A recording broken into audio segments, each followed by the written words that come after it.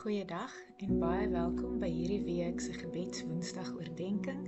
Vandag is Woensdag, die 22ste Oktober 2025. Ons nader die einde van die jaar toe en ek wil jou uitnooi om vir die volgende paar weke tot ons laaste gebedswoensdag van 2025 saam met my op 'n reis te gaan deur die Psalms. Psalms is 'n wonderlike gedigte poesieboek in die Bybel wat ons bekendstel aan hoe openlik ons met die Here in ons lewe en ons alledaagse ervarings kan wees.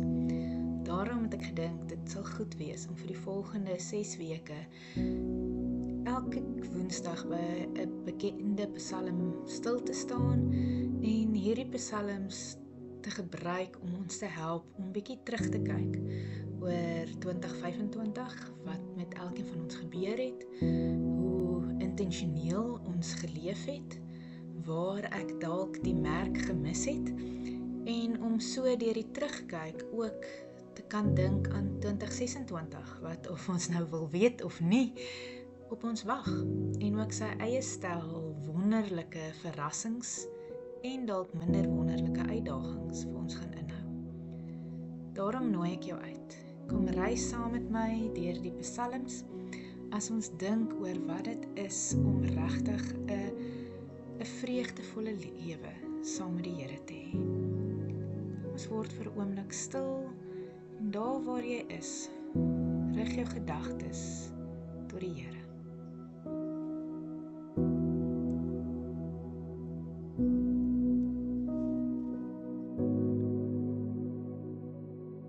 Jy is welkom om soos ons gebruik op jou asemhaling te fokus.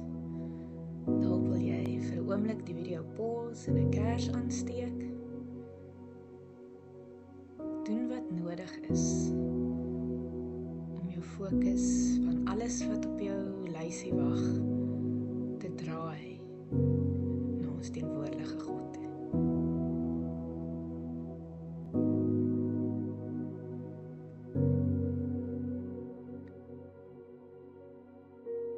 Soos jy so sit, gee ek vir jou 3 refleksievrae om jou gedagtes in te lei.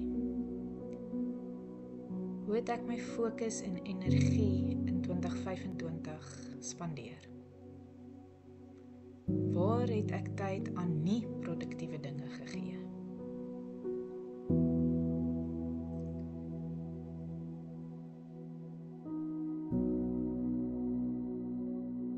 Watter dele van my lewe het soos water vir 'n boom gevoel, waar ek gesond, gegrond en verryk was?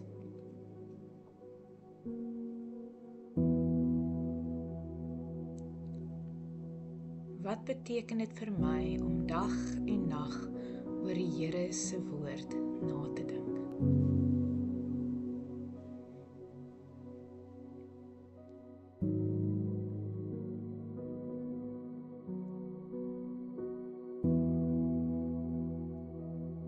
Soos jy kon aflei, gaan ons begin deur Psalm 1 saam te lees.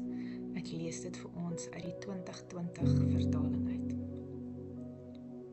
Gelukkig is die mens wat nie die raad van die goddeloses volg, nie op die pad van sondaars gaan staan en nie in die byeenkoms van spotters sit nie, maar wat vreugde vind in die wet van die Here en sy wet dag en nag mymerend prewel. So iemand sal wees soos 'n boom geplant langs watervore, wat sy vrugte op sy tyd gee en waarvan die blare nie verdor nie. Alles wat hierdie mens aanpak, gedei. So is die goddeloses nie. Inteendeel, hulle is soos kaf wat die wind wegwaai. Daarom sal goddeloses nie kan opstaan teen die regspraak of sondaars in die byeenkoms van regverdiges sit nie. Ja, die Here sorg vir die pad van regverdiges, maar die pad van goddeloses loop dood. Soos jy vir 'n minuut of wat nadink oor hierdie Psalm, visualiseer jou lewe as 'n boom langs 'n stroom. Watter takke is sterk? Watter blare het nodig om gesny te word?